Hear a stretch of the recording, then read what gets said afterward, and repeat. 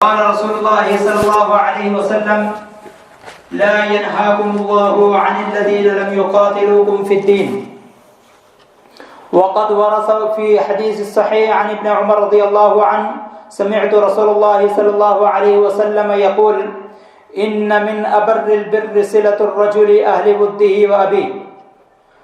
محترم حضرات، سامعین جمعہ، تمام قسم کی تعریفات، تمام قسم کی توصیفات، تمام قسم کی بڑائی، کبریائی، بزرگی، برتری، بلندی اس وحدہ لا شریک کے لائق اور زیبا ہے جو اس کائنات کا پالنہار، جو اس کائنات کو عدم سے وجود بخشنے والا، جس نے اس کائنات کے اندر بے شمار مخلوق پیدا کی، ہر مخلوق کے لحاظ سے اس کو خوراک دی، اس کو آب و ہوا دی، اس کو گرمی اور ٹھنڈی کا انتظام کیا اس کے لیے۔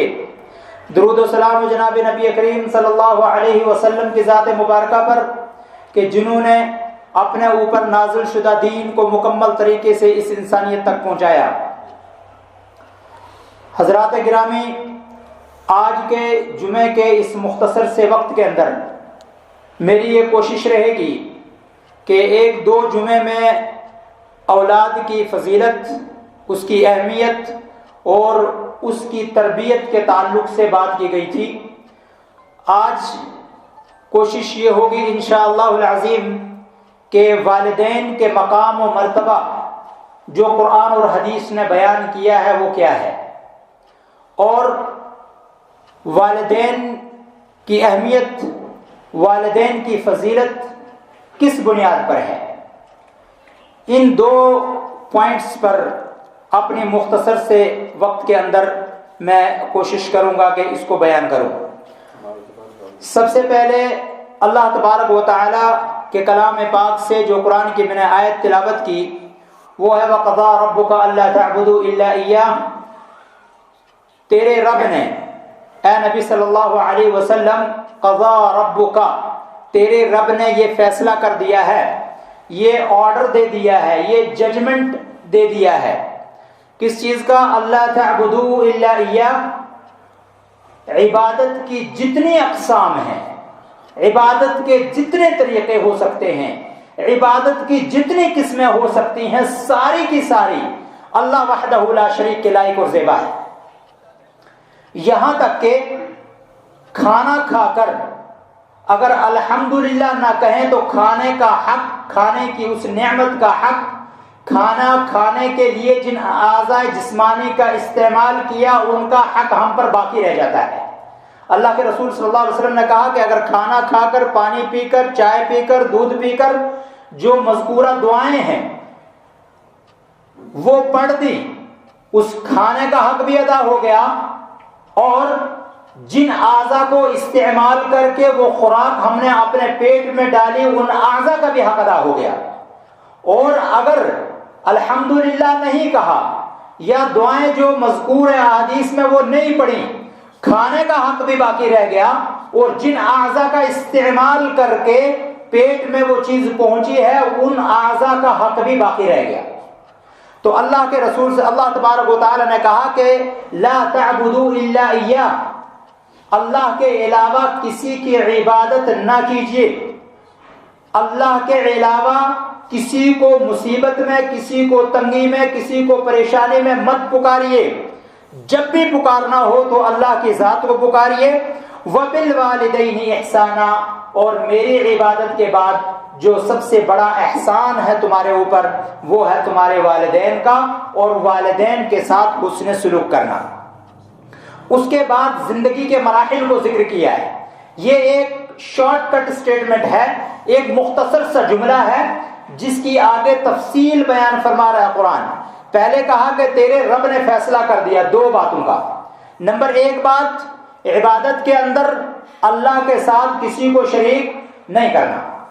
دوسرا فیصلہ اللہ کا یہ ہے وَبِالْوَالِدَيْنِ إِحْسَانًا، اپنے ماں باپ کے ساتھ حسن سلوک سے پیش آؤ، اچھائی کا برتاؤ کرو، ان کے ساتھ برا سلوک نہیں کرو، برائی کے ساتھ پیش مت آؤ۔ یہ دو فیصلے اللہ نے کیے۔ اس کے بعد اللہ تعالیٰ نے اپنی توحید کی تفسیر نہیں کی، ایک حکم توحید کا ہے، دوسرا والدین کے ساتھ حسن اخلاق کا ہے۔ تو اپنی توحید کی تفسیر بیان نہیں کی، بلکہ والدین کا ذکر کر کے، فیصلہ سنا کر کے، ان کی اہمیت کو بتا کر کے، پھر اسٹیج وائز ان کو کہا کہ زندگی کے جس مرحلے میں بھی آپ کا باپ ہے، آپ کی ماں ہے، ہر مرحلے کے اندر اولاد پر یہ فریضہ ہے، یہ واجب الادا ہے کہ والدین کی خدمت کی جائے، ان کو ستایا نہ جائے، ان کو تنگ نہ کیا جائے، ان کے نان و نفقے کا دھیان رکھا جائے، ان کی صحت کا دھیان رکھا جائے، ان کے مقام و مرتبے کا دھیان رکھا جائے۔ ایک صحابی اللہ کے رسول صلی اللہ علیہ وسلم کے پاس آتے ہیں اور کہتے ہیں یا رسول اللہ صلی اللہ علیہ وسلم، میرے باپ نے مجھ سے پیسے لیے تھے اور وہ واپس نہیں دیے۔ اللہ کے رسول صلی اللہ علیہ وسلم کا چہرہ سرخ ہو جاتا ہے غصے کی وجہ سے، اور کہتے ہیں انت ومالک لابیک، اے شخص تو کیا کہہ رہا ہے، تو اور تیرا مال دونوں کا دونوں تیرے باپ کا ہے، تو یہ بات کیا کہہ رہا ہے؟ تو سمجھتا نہیں کہ تو یہ بات کہہ رہا ہے، اس بات کا مقام کیا ہے، اس کا مرتبہ کیا ہے، اور جس کے بارے میں کہہ رہا ہے اس کا مقام و مرتبہ کیا ہے۔ تو حیثیت مال کو دے رہا ہے، تو حیثیت دنیا کو دے رہا ہے، اور اس دنیا میں تیرا وجود اللہ نے جوڑ دیا ہے تیرے باپ کی پشت کے ساتھ میں۔ تیری حیثیت کیا ہے؟ انت ومالک لابیک، تو بھی اور تیرا مال بھی دونوں کا دونوں تیرے باپ کا ہے۔ تو یہ کیسے کہہ رہا ہے؟ تیرا دنیا میں آنے کا ذریعہ اللہ نے اس کو بنا دیا ہے۔ وہ شخص خاموش ہو جاتے ہیں اور واپس پلٹ جاتے ہیں۔ آگے دیکھیے اللہ تبارک و تعالیٰ نے جب دو فیصلے کیے، ایک توحید کا کہ اللہ کے علاوہ کسی کی عبادت نہ کی جائے، اور والدین کے ساتھ حسن سلوک کیا جائے۔ توحید کی تفسیر نہیں بیان کر رہا اللہ تعالیٰ، بلکہ دوسرا جو پوائنٹ ہے والدین والا اس کو کہہ رہا ہے اما یبلغن عندک الکبر احدہما، ان میں سے ایک، او کلاہما، یا دونوں کے دونوں، اگر بڑھاپے کو پہنچ جائے، عندک الکبر، آپ ہوں، آپ کی جوانی کی موجودگی میں آپ کے والدین میں سے کوئی ایک یا دونوں کے دونوں بڑھاپے کو پہنچ جائیں تو فلا تقل لہما اف، ناگواری کی بنیاد پر، تنگی محسوس کر کے، دل و دماغ میں گھٹن محسوس کر کے، تکلیف محسوس کر کے، ان کو اپنے اوپر بوجھ سمجھ کر کے کبھی بھی اف تک کا لفظ نہیں کہنا۔ اور یہ کلمہ اف جو ہے، یہ دیکھیے اتنا خوبصورت یہ کلمہ اف بتاتا ہے، ایسو ہزاروں کلمات ہیں قرآن کے اندر کہ جس سے پتہ چلتا ہے کہ ہمارا خالق ایک ہی ہو سکتا ہے، دوسرے کی کوئی گنجائش ہی نہیں ہے۔ کیوں؟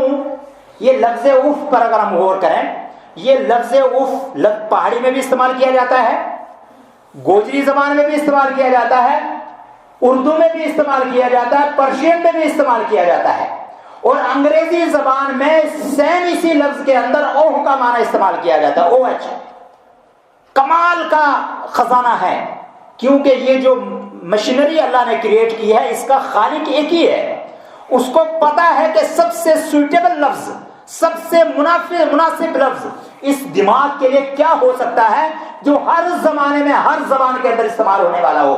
اللہ تعالیٰ نے لفظ اف کا استعمال کیا۔ ہم تھک جاتے کہتے اف، یہ عربی کا لفظ ہے۔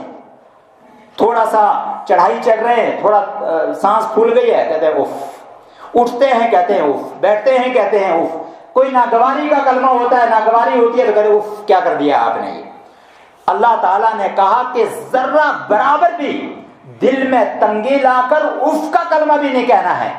اور جہاں مار پڑتی ہے ماں باپ کو، جہاں ماں باپ کو گالیاں دی جاتی ہیں، جہاں ان کو گھسیٹ کر گھروں سے نکالا جاتا ہے، جہاں ان کی عزت کے ساتھ وہ کھلواڑ کیا جاتا ہے کہ اگر اللہ کا غضب نازل ہو جائے تو پوری بستی کو ہلاک کرنے کے لیے کافی ہوتا ہے، ہم کیا کر رہے ہیں؟ قرآن کیا کہہ رہا ہے؟ کبھی ہم نے اس کے اوپر غور نہیں کیا۔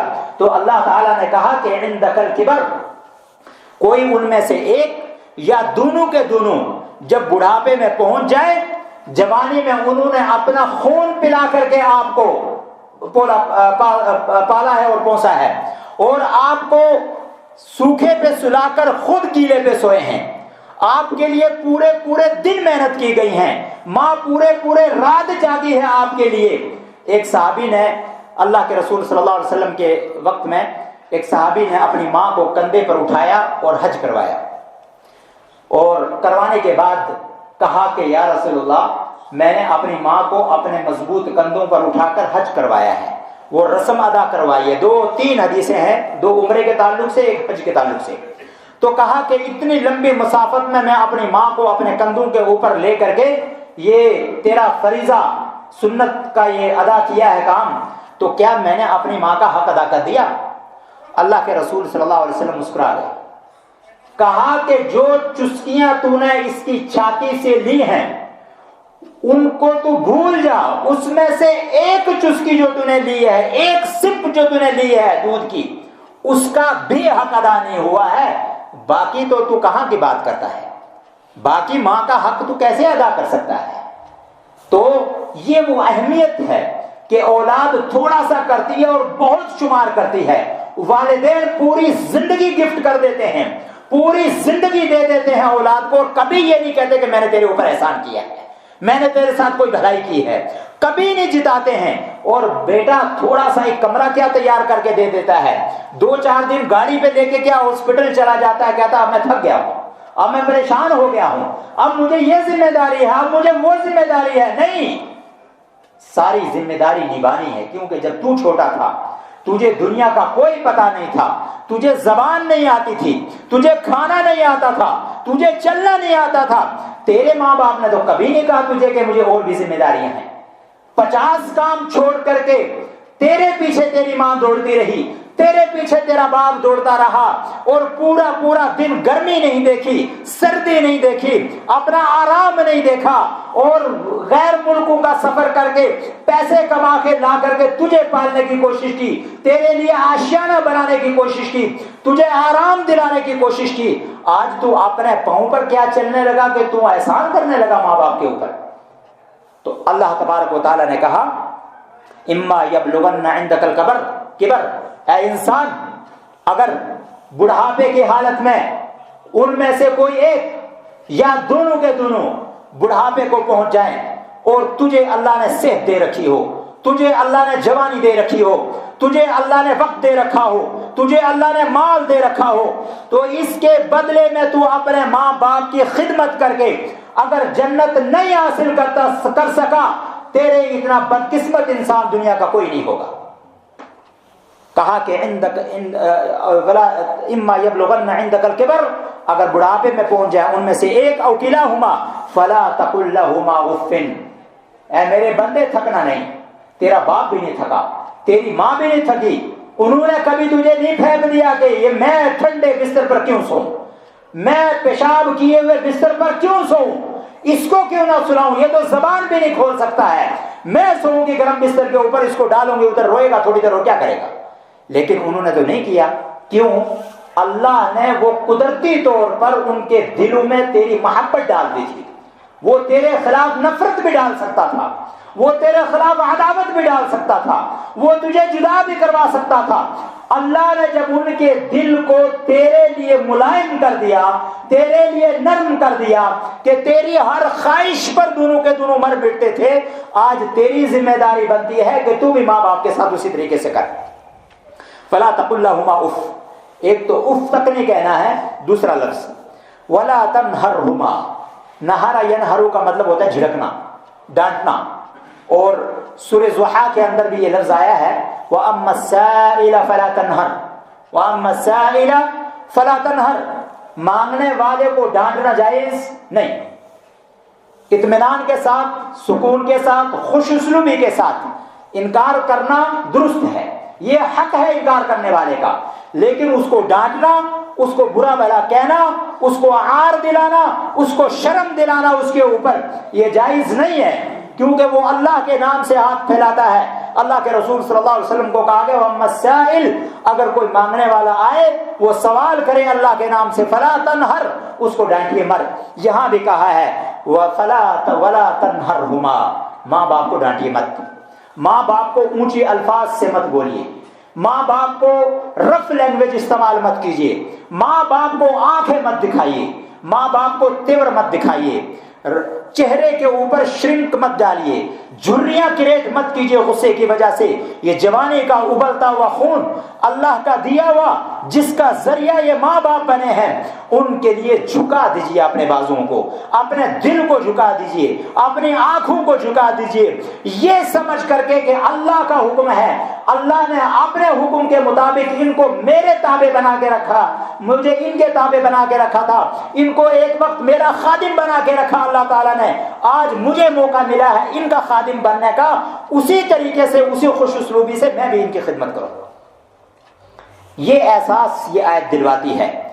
پہلا کہ اف تک نہ کہو، دوسرا ولا اف کا مطلب کیونکہ ڈائریکٹ پوشیدہ کلمات سے ہوتا ہے، اس میں الفاظ نہیں ہوتے ہیں، وہ ناگواری چہرے سے ظاہر ہو جاتی ہے، آنکھوں سے ظاہر ہو جاتی ہے، اور آؤ بھاؤ سے، جو آؤٹ ورڈز ہمارے ہوتے ہیں اس سے پتہ لگ جاتا ہے کہ بندے کی کنڈیشن کیا ہے، جیسے ہم دیکھ کے ایک دوسرے کو پہچان لیتے ہیں کہ لگتا ہے بندہ غصے میں ہے۔ تو ایسا نہ ہو کہ آپ کے ماں باپ کبھی یہ محسوس کرے کہ نہیں میرا بیٹا تو آج مجھ سے غصے میں ہے، میرا بیٹا تو آج مجھ سے ناراض ہے، ایسا بالکل نہ ہو۔ ولا تقل لهما اف ولا تنهرهما، اور نہرا کا مطلب ہے زبان درازی کرنا، بدتمیزی سے پیش آنا، وہ الفاظ استعمال کرنا جو ماں باپ کے مقام کے خلاف ہیں، جو ان کے عظمت سے بہت نیچے کے کلمات ہیں، ان کلمات کا استعمال کرنا ماں باپ کے لیے جائز نہیں ہے۔ وَقُلْ لَهُمَا، پھر کیا کرنا ہے؟ دو لفظ بتا دیے، ایک ظاہر ایک پوشیدہ، اس کے بعد اللہ تعالیٰ کہہ رہا وَقُلْ لَهُمَا قَوْلًا كَرِيمًا، جب بھی ان سے بات کر اے میرے بندے، اپنے ماں باپ سے جب بھی بات کر، وہ بات بہت نرمی کی ہونی چاہیے، بہت سخاوت والی بات ہونی چاہیے، بہت دل کو رکھنے والی بات ہونی چاہیے، دل کو توڑنے والی بات نہیں ہونی چاہیے، کیونکہ انہوں نے اتنا زیادہ کشٹ اٹھایا ہوتا ہے، اتنی تکلیفیں تیرے پیچھے دیکھی ہوتی ہیں کہ تیرا ایک کلمہ ان کے جگر کے ٹکڑے ٹکڑے کر سکتا ہے، اور اگر ان کا جگر ٹکڑے ٹکڑے ہو گیا تو تیری لائف ٹکڑے ٹکڑے ہو جائے گی، تیرا بھی کچھ نہیں بچے گا، کنگال ہو کر کے تو رہ جائے گا۔ لہٰذا کہا وَقُلْ لَهُمَا قَوْلًا كَرِيمًا، جب بھی ان سے بات کرو تو نرمی کے ساتھ، ادب کے ساتھ، احترام کے ساتھ، سکون کے ساتھ، اطمینان کے ساتھ ان سے جو ہے بات کیا کرو۔ وَاخْفِضْ لَهُمَا جَنَاحَ الذُّلِّ مِنَ الرَّحْمَةِ، اور جب ان کو اٹھانے کی ضرورت پڑے، جب ان کو بٹھانے کی ضرورت پڑے، جب ان کو آپ کے سہارے کی ضرورت پڑے، تو ان کے لیے اپنے بازوں کو بچھا دیجیے، اپنے ان مضبوط مسلس کو ان کے لیے تیار رکھیے کہ وہ ان کا تکیہ بن سکے، وہ ان کی پیٹھ کی ٹیک بن سکے، وہ ان کو اٹھانے کے لیے سہارا بن سکے۔ ان بازوؤں کو وہاں لگائیے کہ جنہوں نے تیرے لیے قربانی دی ہے، آج تو بھی ان کے لیے قربانی دینے کے لیے تیار ہو، کیونکہ انہوں نے پال پوس کر تجھے بڑا کیا ہے۔ وَاخْفِضْ لَهُمَا جَنَاحَ الذُّلِّ، جناح کا مطلب ہوتا ہے بازو، پر، جناح کا مطلب بازو، پر، اور ذل کا مطلب ہوتا ہے نرم، بہت نرم جب کوئی چیز ہو، کسی کی طبیعت کے مطابق جب کوئی چیز ہو تو اس وقت کہتے ہیں ذل کا لفظ استعمال کرتے ہیں اس کے لیے۔ تو جناح الذل، اپنے بازو بچھا دیجئے، ٹیک لگانے کی ضرورت ہے، سہارا دینے کی ضرورت ہے، پکڑنے کی ضرورت ہے۔ ان کو اللہ نہ کرے کوئی ایسی حالت میں پہنچ گئے ہیں کہ ان کا پخانہ پیشاب صاف کرنے کی ضرورت ہے، تو بالکل کرنا ہے، کیونکہ انہوں نے بھی آپ کا اور ہمارا کیا ہے۔ لہٰذا اللہ تعالیٰ نے کہا کہ جناح الذل، نرمی کے بازو ان کے لیے استعمال کیجئے، اکڑ مت دکھائیے، طاقت مت دکھائیے، مسل پاور شو مت کیجئے ان کے سامنے، کیوں کہ وہ اللہ کی طرف سے دی ہوئی پاور ان کے پاس موجود ہے۔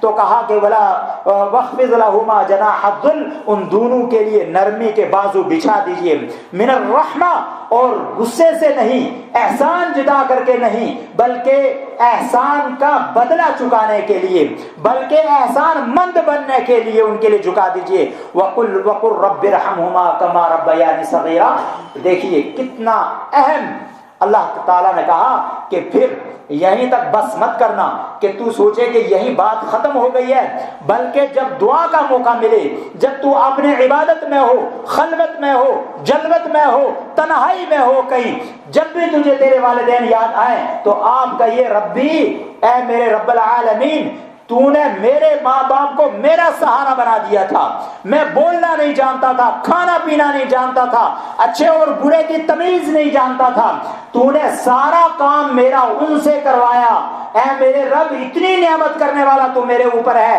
ربی ارحمہما، اے اللہ ان دونوں پر بھی تو ویسے ہی رحم کر، کما ربیانی صغیرہ، جب میں چھوٹا تھا انہوں نے میری تربیت میں میرے ساتھ جو رحم دلی کی، جو شفقت کی، جو پیار دیا مجھے، جو میرے لیے کشٹ اٹھائیں، جو میرے لیے پریشانیاں اور تنگیاں اٹھائیں، میرے رب العالمین یہ تیرا کمال ہے، یہ میرے ماں باپ کا کمال نہیں۔ ایسے ماں باپ بھی دیکھے ہیں جو اولاد کو کس طریقے سے ٹریٹ کرتے ہیں، کس طریقے سے برتاؤ کرتے ہیں اولاد کے ساتھ، یہ بھی ناانصافی ہے۔ لیکن اگر ماں باپ کو اللہ ظالم بنا دے تو اولاد بچ نہیں سکتی۔ بہت سارے جانور، حشرات، نشرات ہیں جو اپنے بچوں کو خود کھا جاتے ہیں، سانپ اس میں سے ایک ہے، وہ جیسے ہی بچے پیدا ہوتے ہیں اور ویسے ڈسنا شروع کر دیتا ہے۔ مچھلی ہے، مچھلی کو کھاتی ہے، سانپ کو کھا جاتا ہے۔ لیکن اللہ تبارک و تعالیٰ نے اس انسان کے اوپر یہ رحم کر دیا، یہ کرم کر دیا ہے کہ ماں باپ کو اتنی محبت ڈالتی ہوتی ہے، وہ اپنی جان کو قربانی لگا کر کے، اپنے آپ کو مصیبت کے اندر دھکیل کر کے بچوں کو بچانا چاہتا ہے، بچوں کو محفوظ رکھنا چاہتا ہے۔ تو کہا کہ جب دعاؤں میں ہو، عبادت میں ہو، تب بھی آپ کی ذمہ داری یہ ہے کہ اپنے عبادت کا حصہ اپنے والدین کو بنا کر کے رکھو۔ وقل، اور کہا کرو، ربی، اے میرے رب، ارحمہما، ان دونوں پر رحم کرنا، کما، جس طریقے سے ربیانی، ان دونوں نے میری تربیت کی، صغیرہ، جب میں بہت چھوٹا سا تھا، مجھے کچھ پتا نہیں تھا، کہاں جانا ہے، کہاں آنا ہے، کہاں اٹھنا ہے، کہاں بیٹھنا ہے، کیا کھانا ہے، کیا پینا ہے، سردی میں مجھے کس چیز سے نقصان ہوگا، گرمی میں کس چیز سے نقصان ہوگا۔ ماں دوڑی جا رہی ہے، وہ کھا رہی ہے، پی رہی ہے، نہیں پی رہی ہے، کوئی مطلب نہیں اس کو، آپ بیچاری کو ہوتا ہے، لیکن بچے کی حفاظت کے لیے وہ چاہے تو 24 گھنٹے وہ لگا دیتی ہے۔ تو اللہ تعالیٰ نے کہا، اے میرے بندے، پہلے تو اپنے اشاروں سے بھی ماں باپ کو، اف کا مطلب اگر اب خلاصہ ترجمہ میں کروں کہ اشاروں سے بھی ماں باپ کو تکلیف نہیں دینی، ولا تقل لهما اف ولا تنهرهما، زبان سے بھی ان کو تکلیف نہیں دینی، اعضاء اور جوارح سے بھی تکلیف نہیں دینی ان کو، اور جب بات کرنی ہے، گفتگو کرنی ہے ان کے پاس بیٹھ کر کے، ان کے مقام و مرتبے کو باقی رکھنا ہے اور نرم انداز سے ان کو گفتگو کرنی ہے۔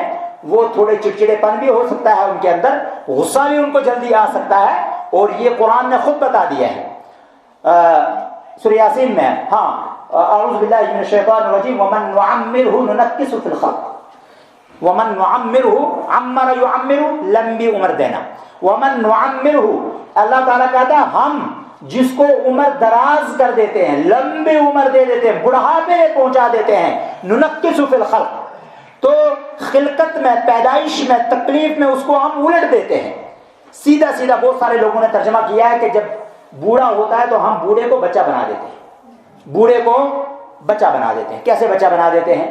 اپنے اپنے سمجھ کے لحاظ سے لوگوں نے ترجمہ کیا ہے۔ قرآن حالانکہ یہ کہتا ہے، قرآن کے جو کہنے کا مفہوم ہے، جو میں نے سمجھا اپنے علم کی روشنی میں، ومن نعمر، جس کو ہم لمبی عمر عطا کرتے ہیں، ننکسہ فی الخلق، اس کو پیدائش کے اعتبار سے جس اسٹیج پر وہ آ رہا تھا، ترقی کرتے کرتے کرتے کرتے کرتے دوڑتے دوڑتے دوڑتے دوڑتے بیٹھ گیا۔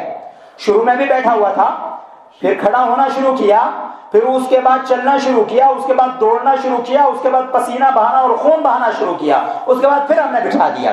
اب جب بٹھا دیا تو دو جو کنارے ہیں بیٹھے ہوئے، پہلے بھی بیٹھا ہوا تھا، لاسٹ عمر میں بھی بیٹھ گیا ہے، ان دونوں بیٹھنوں میں مشابہت ہے، ان دونوں بیٹھنے کی جگہوں میں بڑھاپے میں بھی بندہ بیٹھ جاتا ہے اور بچہ بھی بیٹھا ہوا ہوتا ہے، تو ان دونوں کے بیٹھنے میں مشابہت ہے، چڑے گا بھی جلدی، غصہ بھی جلدی کرے گا، ناراضگی بھی جلدی پیدا ہوگی، اور طبیعت بھی جلدی سے بگڑے گی۔ بچے کی طبیعت تھوڑی سی ہوا لگے، نزلہ زکام شروع۔ بڑھاپے میں بھی ایسے ہی ہوتا ہے، بچے میں خون بن رہا ہوتا ہے، وہ اسٹرنتھ کو، طاقت کو پکڑنے کی پوزیشن میں ہوتا ہے، تو وہ جیسے جیسے پکڑتا ہے ویسے ویسے بیماریوں کا ڈیفنس کمپلیٹ ہوتا جاتا ہے۔ بڑھاپے میں یہ ہوتا ہے کہ خون کمزور ہو جاتا ہے، اور جیسے ہی کچھ ہوا کا جھونکا آیا اور فٹاک سے طبیعت بگڑ گئی۔ اللہ تعالیٰ نے کہا کہ وَمَن نُعَمِّرْهُ نُنَكِّسُ فِي الْخَلْقِ، چاہے وہ بیماری کو لے لیجئے، بھوک پیاس کو لے لیجئے، کیا وہ مزاج کو لے لیجئے، ہر اعتبار سے ہم اس کو الٹ کر دیتے ہیں، پہلے بیٹھنے کو اور دوسرے بیٹھنے کو برابر کر دیتے ہیں بہت ساری چیزوں کے اندر۔ یہ مفہوم ہے جن لوگوں نے یہ ترجمہ کیا کہ ہم بڑھاپے میں اس کو بچہ بنا دیتے ہیں، تو انہوں نے اپنے لحاظ سے یہی ترجمہ کیا ہے کہ بھئی وہ عادات، زیادہ تر بچکانی عادات بزرگوں کے اندر آ جاتی ہیں، تو یہ بچوں کو تربیت دی گئی ہے، اولاد کو تربیت دی جا رہی ہے قرآن کے ذریعے، کہ جیسے آپ کے ناز و نخرے کو، آپ کے رونے کو، آپ کے چلانے کو، آپ کی بیماری کو، آپ کی تکلیف کو انہوں نے کبھی ریجیکٹ نہیں کیا، ہر بار اس کو برداشت کیا اور خوش ہو کر کے برداشت کیا ہے، ایسے ہی اس بیٹھنے کو آپ نے برداشت کرنا ہے۔ پہلے آپ بیٹھے ہوئے تھے، آپ کے ماں باپ نے برداشت کیا، اب اللہ نے ان کو بٹھا دیا تو آپ کی ذمہ داری آ گئی ہے، یہ باری ہے، ٹرن ہے، تو آپ کی باری آ گئی ہے، اب اس بیٹھنے کو آپ نے برداشت کرنا ہے۔ یہ نہ ہو کہ جی ہمارے بچوں کو ڈسٹرب ہو رہا آپ کے کھانسنے سے، ہمیں تو فلاں پرابلم ہو رہی ہے، ہمیں تو فلاں پرابلم ہو رہی ہے، تو اللہ تبارک و تعالیٰ نے کہا کہ نہیں، اپنی عبادت سے لے کے، اپنے معاملات سے لے کے، اپنی کمائی سے لے کے، اپنے معاملات سے لے کے، اپنی سیاست سے لے کے، اپنی دنیاوی ایکٹیویٹی سے لے کے اور اپنی عبادت تک، ہر کام میں تیرے ماں باپ اس میں شریک ہیں پوری طریقے سے۔ یہی وجہ ہے کہ اس صحابی کو جنہوں نے کہا تھا کہ میرے باپ نے پیسے لیے اور مجھے دے نہیں رہے، اللہ کے رسول صلی اللہ علیہ وسلم کا چہرہ سرخ ہو گیا تھا، اور وہ یہی وجہ تھی کہ پال پوس کر کے بڑا کیا کر دیا، تو اپنا اور اس باپ کا الگ الگ کرنے لگ گیا۔ کہا تو بھی، تیری تو اوقات ہی نہیں ہے کوئی، تو اور تیرا مال دونوں تیرے باپ کے ہیں، تو یہ کیسے کہہ سکتا ہے؟ لہٰذا یہ شریعت الیوم اکملت لکم دینکم واتممت علیکم نعمتی ورضیت لکم الاسلام دینا، یہ کمپلیٹ شریعت ہے، اس کے اندر ہر پرابلم کا سولوشن موجود ہے۔ ہاں یہ الگ بات ہے کہ ہم نہیں سمجھ پا رہے ہیں، وہ ایک الگ ایشو ہے۔ تو اللہ تبارک و تعالیٰ نے اس آیت کے لاسٹ میں کہا کہ قل رب ارحمہما کما ربیانی صغیرا، کہ اپنی عبادت میں بھی ماں باپ کو شریک رکھنا ہے، اور جب بھی دعا کیجئے تو رب ارحمہما کما ربیانی صغیرا۔ اور ایک خوبصورت چیز ماں باپ کے تعلق سے، نماز کے اندر جو دعائیں پڑھی جاتی ہیں اس میں اللہ تبارک و تعالیٰ نے وہاں بھی قرآن کی ایک آیت، رب اجعلنی مقیم الصلاۃ ومن ذریتی ربنا وتقبل دعاء ربنا اغفر لی ولوالدی وللمؤمنین یوم یقوم الحساب، والدین کا ذکر وہاں بھی۔ اتنی اہمیت کے حامل ہے والدین کہ اللہ نے کہا کہ میری سب سے محبوب عبادت کے اندر بھی ان کا میں نے ذکر رکھ دیا ہے، تو پھر بھی نہیں سمجھتا ہے۔ لیکن وہ ہم سمجھیں گے کب؟ جب ہمیں اس آیت کا ترجمہ پتا ہوگا، جب نماز کی دعاؤں کا ہمیں پتا ہوگا کہ ہم نماز میں پڑھ کیا رہے ہیں، تب تو ہم سمجھیں گے کہ اولاد اللہ کی نعمت، اللہ نے نماز جیسی عبادت میں اس کا ذکر کروا دیا کہ اولاد اگر صالح ہے تو آپ کے لیے فائدہ مند ہوگی، اولاد اگر طالح ہے تو وہ آپ کو گھسیٹ کے گھر سے باہر نکل آئے گی، اس لیے بہترین عبادت میں بھی اس کا ذکر کرو، اللہ سے مانگو کہ اللہ اور نیک اور صالح اولاد عطا کرنا۔ اور جب مغفرت کی بات آتی ہے، رب اجعلنی مقیم الصلاۃ ومن ذریتی ربنا وتقبل دعاء ربنا اغفر لی ولوالدی وللمؤمنین، اے اللہ میری مغفرت فرما، میرے والدین کی مغفرت فرما، اور جتنے بھی مومن ہیں سب کے سب کی مغفرت فرما۔ یہ اللہ تبارک و تعالی نے وہاں بھی حکم دے دیا کہ میری سب سے عمدہ عبادت نماز ہے، نماز سے بہتر عبادت اللہ تبارک و تعالی نے نہیں دی، اور کسی امت کو نہیں ملی نماز سے بہتر عبادت، کیونکہ سجدہ اس میں ایک ایسا پوائنٹ ہے، سجدہ ایک ایسا پوائنٹ ہے کہ جو سب سے زیادہ اللہ تبارک و تعالیٰ کو پسند ہے۔ اس سے غرور، تکبر، ڈٹھائی، جھوٹ، طاقت سب مسمار ہو جاتی ہیں۔ یہ جو قلعے ہم نے بنائے ہوئے ہیں سینڈ کے اوپر، ریت کے اوپر جو محل ہم تعمیر کر رہے ہیں، میں آئی فلاں ڈکاں یہ کر لیں گے، وہ کر لیں گے، ویسا کر لیں گے، ایسا کر دیں گے، اکھاڑ کے پھینک دیں گے، کچھ نہیں ہونے والا ہے۔ تو اللہ نے کہا ناک رگڑو میرے سامنے۔ سجدے میں جب بندہ ہوتا ہے، اللہ کے رسول صلی اللہ علیہ وسلم نے کہا کہ جب بندہ سجدے میں ہوتا ہے تو سب سے زیادہ اللہ کے قریب ہوتا ہے۔ زندگی میں یہی ایک لمحہ ہے کہ بندہ اللہ کے سب سے قریب ہوتا ہے جب سجدے میں ہوتا ہے۔ کہا فَأَكْثِرُوا لَهُ الدُّعَاء، لہذا جب سجدے میں پہنچ جاؤ تو زیادہ سے زیادہ دعائیں کرنے کی کوشش کرو، کیونکہ آپ سب سے زیادہ نزدیک ہو اللہ کے اس وقت۔ تو وہاں اللہ کے رسول صلی اللہ علیہ وسلم نے یہ حکم دیا۔ تو یہاں اللہ تعالیٰ نے کہا، اس میں ایک بار ترجمہ کر کے آگے بڑھتا ہوں، وَقَضَىٰ رَبُّكَ، اے محمد صلی اللہ علیہ وسلم تیرے رب نے یہ فیصلہ کر دیا ہے، اللہ تعبدوا الا اياه، کہ اے لوگو تم اللہ کے علاوہ کسی کی عبادت نہ کرو، وبالوالدین احسانا، والدین کے ساتھ حسن سلوک کرو۔ اب ایک پہلو کو یہاں بالکل سٹاپ کر دیا اتنا کہہ کر کے، لیکن دوسرے پہلو کو جو 2 فیصلے کیے اللہ نے، ان میں سے دوسرے پہلو کی تفصیل، ایکسپلینیشن، کمنٹری، تفسیر اس کی آگے کر رہا اللہ تبارک و تعالیٰ، وَمَا يَبْلُغَنَّ عِنْدَكَ الْكِبَرَ، کہ اگر والدین میں سے کوئی ایک، احدہما، کوئی ایک بڑھاپے کو پہنچ جائے، او کلاہما، یا دونوں کے دونوں پہنچ جائیں، فَلَا تَقُلْ لَهُمَا اُفٍّ، تو کسی بھی اپنے اشارے سے، کنائے سے، آنکھ سے، چہرے کے لائنمنٹ سے، باڈی سے، ہاتھ سے، کوئی بھی اشارہ ایسا نہ ہو جو ان کی شان کے خلاف ہو، ان کے دل کو توڑنے والا ہو، ولا تنہرہما، جھڑکنے کا بھی گنجائش نہیں ہے، وقل لہما قولا کریما، اور بات کرنے کا طریقہ سکھا دیا، کہ کہا کہ کسی بادشاہ کے پاس جانے کا طریقہ نہیں سکھایا کہ وہاں جا کر کے تو بڑی نرمی سے بات کرنا، نہیں۔ اب بات دوسری طرف نکل جائے گی، بادشاہوں کے پاس جانے کا طریقہ بھی شریعت میں بتایا گیا ہے، کہا آنکھ میں آنکھیں ڈال کے بات کرو، لیکن جب والدین کا نمبر آتا ہے اس پہ بات ہوگی انشاءاللہ۔ اور جعفر طیار کا نام یاد رکھیے گا، ہسٹری میں بڑا خوبصورت، اسلام کی ہسٹری میں نام ہے۔ وہ گئے تھے اور بالکل سیدھے کھڑے ہوئے ایک دم سامنے، کہا کون ہے؟ کہا محمد کی شریعت کو ماننے والا ہے۔ کہا ٹھیک ہے بعد میں باتیں کریں۔ کہا جب آپ کی مرضی ہو آپ بات کر سکتے ہیں ہم سے۔ حبشہ جب ہجرت کر کے گئے تھے، بہرحال یہ ہسٹری کا مسئلہ ہے، اس پہ بات ہوگی پھر کبھی۔ تو یہ بادشاہوں کے سامنے آپ نے بات کیسی کرنی ہے، کہیں جا کر کے کسی آفس میں کیسے بات کرنی ہے، کیونکہ وہاں اپنے حق کو ثابت کرنا ہوتا ہے۔ اور ہمیشہ یہ یاد رکھیے گا اصول، جب اپنے حق کو ثابت کرنا ہے تو شرمانا کبھی نہیں ہے۔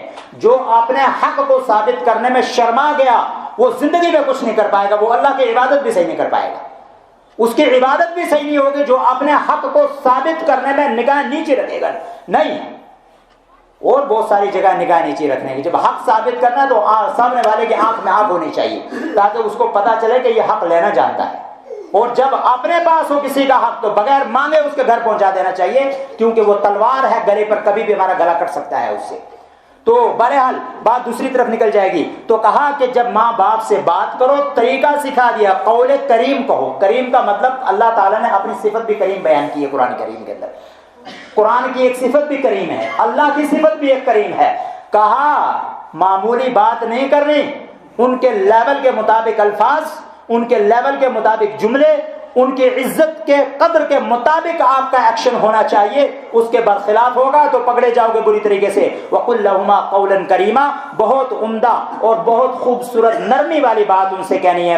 وَاخْفِضْ لَهُمَا جَنَاحَ الذُّلِّ، اٹھانے کی ضرورت ہے تو بہت آرام سے پیار سے اٹھانا ہے، سہارا دینا ہے تو بہت آرام سے پیار سے سہارا دینا ہے، اور دل میں یہ سکون محسوس کرنا ہے کہ انہوں نے پوری زندگی میرے لیے کھپا دی، مجھے تو چند دن موقع مل رہا ہے۔ یہ جب احساس کر کے ہم ماں باپ کے ساتھ ہاتھ لگائیں گے، ان کی خدمت کریں گے، ان کے تھوک کو سنبھالیں گے، ان کے جو پخانہ پیشاب کو سنبھالیں گے، تو اللہ تبارک و تعالیٰ اس کا اتنا اجر دے دے گا کہ ہمارے وہم و گمان سے بھی باہر ہے وہ۔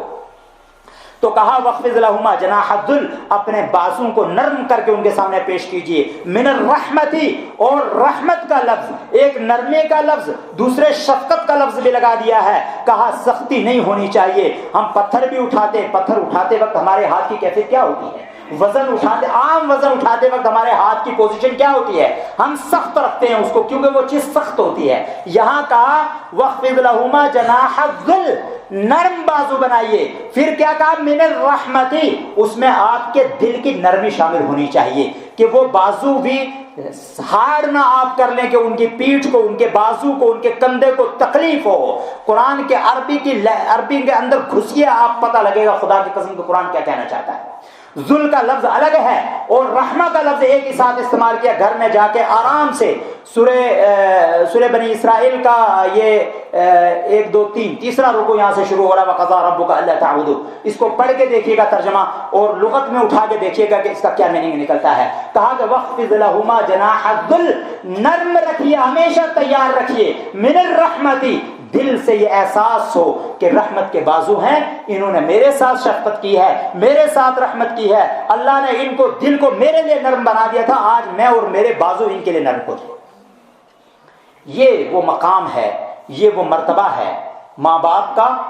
لیکن پہلے 2 خطبوں میں نے ذکر کیا تھا کہ ماں باپ کی ذمہ داری پہلے شروع ہوتی ہے، اور ایک دوسری حدیث جس کے اندر اللہ کے رسول صلی اللہ علیہ وسلم نے کہا من لم یرحم صغیرنا ولم یؤکر کبیرنا فلیس منا۔ اس حدیث میں بھی اگر ہم دیکھیں جو سیکوینس ہے، آرڈر آف دی لینگویج ہے، آرڈر آف دی آرڈرز ہے، اس کو اگر ہم دیکھیں پہلے وہاں بھی بڑے کی ڈیوٹی ہے. من لم یرحم صغیرنا, جو ہمارے چھوٹے پر شفقت نہیں کرتا. اس کے اندر سارے بڑے شامل ہو جاتے ہیں. اور بڑا ہونا بہت خطرناک بھی ہے. بڑا ہونا بہت خطرناک ہے. کیوں خطرناک ہے؟ کہ بڑے کی ذمہ داریاں بھی بڑی ہوتی ہیں. بڑے کی ذمہ داریاں بڑی ہوتی ہیں. ہم یہ نہ خوش ہوتے کہ 10 آدمی ہماری بات مانتے, نہیں, ان 10 کے تعلق سے ان سے ایک بڑے سے سوال کیا جائے گا. کلکم راع وکلکم مسئول عن رعیتہ, بخاری کی روایت, کلکم راع, تم میں سے ہر بندہ ذمہ دار ہے, وہ مسئول عن رعیتہ, اور اس کی ذمہ داریوں سے متعلق, اس کی ریسپانسبلٹیز سے متعلق اس سے کوشچن کیا جائے گا, اس سے سوال کیا جائے گا کہ ان کے ساتھ آپ نے برتاؤ کیا کیا, آپ کی وہ بات مان رہے تھے, آپ نے ان کے ساتھ کیسا ٹریٹمنٹ کیا. تو معاشرے کے جو بڑے ہیں ان کی زیادہ ذمہ داری بنتی ہے. ہر معاشرے کا بڑا آدمی ہر چھوٹے کے ساتھ شفقت کرے, یہ بیسک ریسپانسبلٹی ہے, فنڈامنٹل ذمہ داری ہے یہ سوسائٹی کے بڑے لوگوں کی, کہ جب بھی وہ چھوٹے کو دیکھیں, چھوٹی بچی کو دیکھیں, چھوٹے بچے کو دیکھیں, اپنے سے کم عمر کے بندے کو دیکھیں اور کچھ غلط کر رہا ہے, یہ اس میں کوئی شرمانے کی بات نہیں, اس کو روکا جائے. سوسائٹی پاک کرنی ہے تو ایک بندہ اس کو پاک نہیں کر سکتا ہے.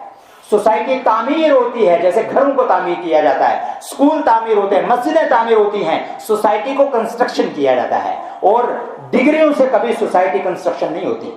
افراد کی اصلاح سے سوسائٹی کنسٹرکشن ہوتی ہے, روحانیت کو پاک بنانے سے سوسائٹی کنسٹرکشن ہوتی ہے. اور اچھا انسان سوسائٹی کو چاہیے. لٹریٹ پرسن کی سوسائٹی کو ضرورت نہیں ہے, بلکہ عالم باعمل کی سوسائٹی کو ضرورت ہے. جو بندہ عمل کر رہا ہو, جو بندہ نفع بخش ہو, اس کی سوسائٹی کو ضرورت ہے.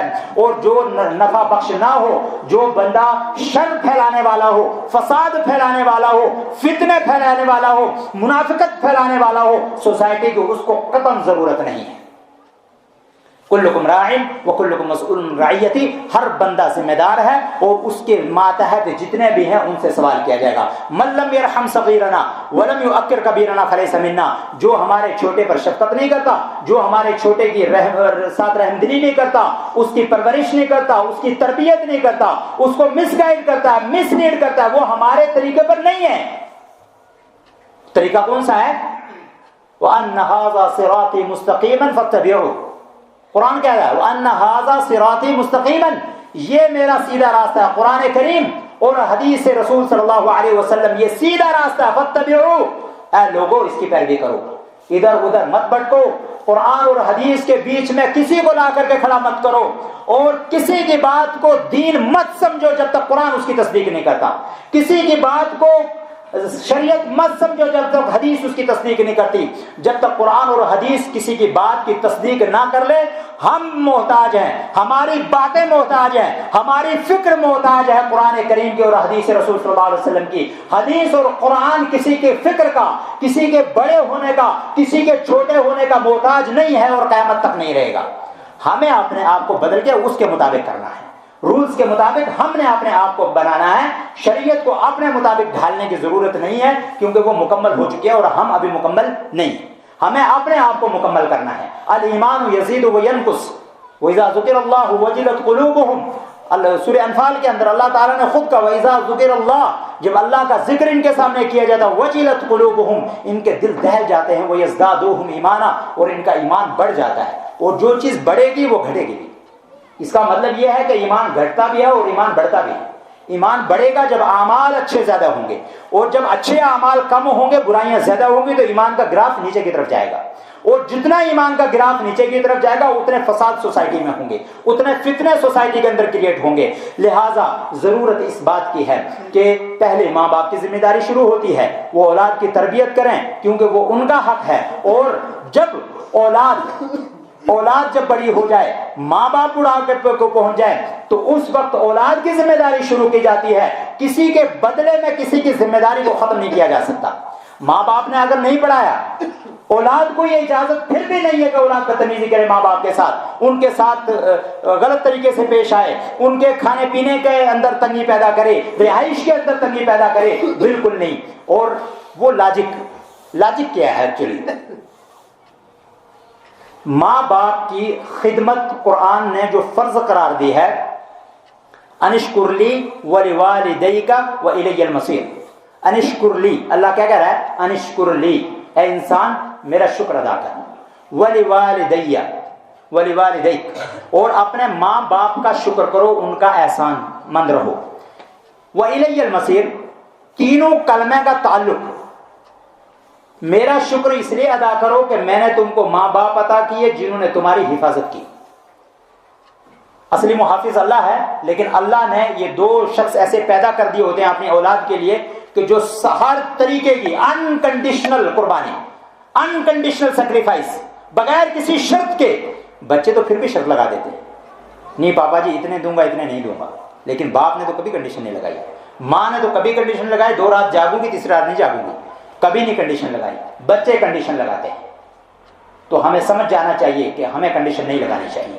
انہوں نے بھی انکنڈیشنل خدمت کی ہے، ہمیں بھی انکنڈیشنل خدمت کرنی ہے۔ اور ماں باپ کو کئی قرآن کے اندر یہ نہیں کہا کہ اولاد کی تربیت کرو جنت ملے گی، اولاد کو کہا ہے ماں باپ کی خدمت کرو جنت ملے گی۔ عجیب فلسفہ، اس کے اوپر ڈسکشن کرنے کی ضرورت ہے، اس کو سمجھنے کی ضرورت ہے، کیا وجہ ہے آخر؟ ماں باپ کو نہیں کہا کہ اولاد کو پڑھاؤ لکھاؤ، ان کی خدمت کرو، ان کو پال پوس کر کے بڑا کرو تمہیں جنت ملے گی، کہیں کہا ہے؟ میری معلومات میں نہیں ہے۔ لیکن اولاد کو کہا ہے کہ الجنت تحت اقدام الامہات، ماں کے قدموں کے نیچے جنت ہے۔ ایک صحابی آئے اللہ کے رسول صلی اللہ علیہ وسلم سے، کہا میں جہاد کرنا چاہتا ہوں۔ کہا افی البیت والدیک، کیا تیرے گھر میں ماں باپ ہیں؟ کہا ہیں۔ کہا جا فجاہد فیہما، فجاہد بہت خوبصورت لفظ، جاہد الگ استعمال کیا، فیہما الگ استعمال کیا ہے، یہاں وہی زبان کی خوبصورتی آ گئی۔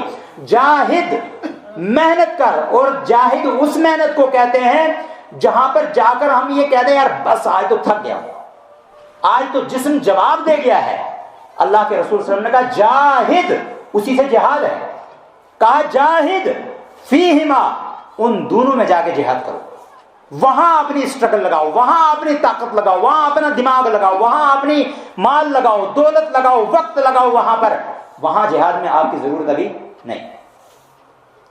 فجاہد فیہما، لیکن ماں باپ اولاد کو کہا ہے زیادہ ماں باپ سے میں نے آپ کو دلوا دیا ہے، چند دن، چند مہینے یا چند سال جو ہے وہ ماں باپ کو اولاد کے اس میں رہنا ہوتا ہے، تو آپ چند ایام، چند مہینے، چند سال نہیں کر سکتے، اس نے تو 30 سال تک آپ کو پالا ہے، تو آپ کو چند مہینے، چند دن یا چند گھنٹے کسی کو نصیب ہوتے ہیں، کوشش کر لو، محنت کر لو، دل سے جنت میں دے دوں گا۔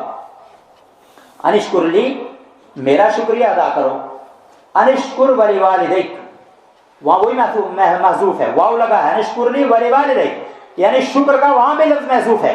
کہا کہ والدین کا میرا شکریہ ادا کرو اور اپنے والدین کا شکریہ ادا کرو جن کو میں نے تیرے لیے مفت میں تیار کر دیا تھا، پیدا ہونے سے لے کے ہوش سنبھالنے تک پوری خدمت وہ کریں گے، بغیر ٹینشن کے گھومو، بغیر ٹینشن کے کھاؤ پیو عیش مارو، کوئی تم سے سوال کرنے والا نہیں۔ اب جب موقع آ گیا آپ کیوں بھاگ رہے ہو؟ اتنی نعمتیں میں نے دے دی، آنکھ دے دیے، ناک دے دیے، کان دے دیے، پوری باڈی دے دی، خدمت گزار دے دیے، دو، کیا تکلیف ہے؟ کیوں بھاگ رہے ہو؟ انشکر لی ولوالدیک، شکریہ ادا کرو میرا، اطاعت گزار رہو اپنے ماں باپ کے، وإلی المصیر، اور سن لو، مصیر کا مطلب لوٹنے کی جگہ، الیہ میری طرف، لوٹ کے میری طرف آؤ گے، اگر کوتاہی کر کے آؤ گے یہ تھریٹ ہے۔ کہا کہ شکریہ ادا کرتے رہنا میرا، اور میری اس نعمت کا بھی جو والدین کی شکل میں نے تم کو دی ہے، اور گھبرانا نہیں، یہ مت سوچنا کہ چھٹکارا پا جاؤں گا، الیہ المصیر، میرے ہی پاس لوٹ کر کے آنا ہے، وہاں سب پوچھ لوں گا اور وہاں کوئی نہیں بچ پائے گا۔ بادشاہ، بڑے سے بڑا دنیا کا بادشاہ، بڑے سے بڑا طاقتور، بڑے سے بڑا سورس والا، سیاست والا، کوئی نہیں بچ پائے گا۔ کہا وإلی المصیر، میرے پاس لوٹ کر کے آنا ہے، لہٰذا جب میرے پاس لوٹ کر کے آنا ہے تو میں تم کو تمہارا حساب مکمل طریقے سے جو ہے وہ لے لوں گا۔ یہ وہ مختصر سی تفسیر تھی اس آیت کی کہ جس کے اندر یہ سلسلہ جو ہے بیان کیا گیا۔ اس میں خلاصہ یہی ہے، آج کی گفتگو کا ٹائم تھوڑا سا زیادہ ہو گیا ہے، تو خلاصہ کلام یہ ہے کہ جن ماں باپ کے بچے ابھی چھوٹے ہیں وہ گوندے ہوئے آٹے کی طرح ہیں، جو شکل دینا چاہیں بڑے آرام سے دے سکتے ہیں، یہ موقع ہے ان کو نیک اور صالح فرد سوسائٹی کو دینے کا، اور یہ بہت بڑا صدقہ جاریہ ہے۔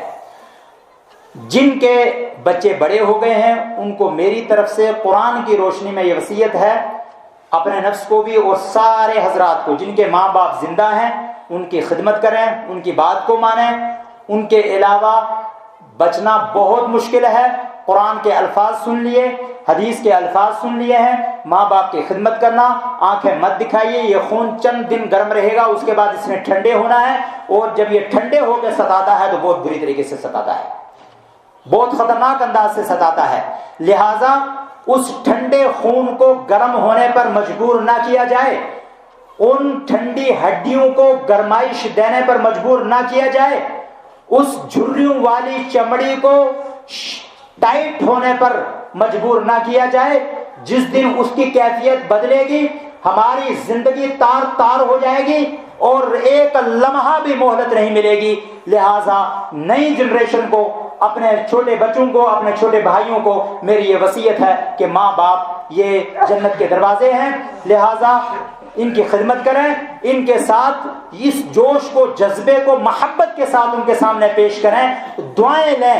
ایک دعا سے تقدیر بدل سکتی ہے، کوئی زندگی میں ایسی چیز نہیں ہے جو تقدیر کو بدل دے، لیکن دعا ایک ایسی عبادت ہے کہ جو تقدیر کو بدل دیتی ہے۔ اور دعا کا مطلب یہ کبھی نہیں ہوتا ہے کہ زبان سے لفظ نکلیں گے تو بددعا ہوگی، زبان سے لفظ نکلیں گے تو دعا ہوگی، نہیں۔ ادھر سے ایک گرمائش کا جھونکا اگر نکل گیا تو پوری زندگی جل کے راکھ ہو سکتی ہے، اور ادھر سے ٹھنڈک کا اگر ایک جھونکا نکل گیا تو پوری زندگی باغ بن سکتی ہے۔ اسی پر اپنی بات کو ختم کروں گا۔ آخر میں اللہ تبارک و تعالیٰ سے دعا ہے کہ العالمین جو غلطی ہوئی ہے کہنے میں، ادائیگی میں، تلفظ میں، بیان کرنے میں، وہ میرے نفس کی جانب سے ہے، میرے رب العالمین تو مجھے اس کو معاف کرنا، اور جو تیرے دین کا صحیح میسج میں پہنچا پایا ہوں میرے رب العالمین اس پر ہم سب کو عمل کرنے کی توفیق عطا فرمانا۔ وآخر دعوانا ان الحمدللہ رب العالمین۔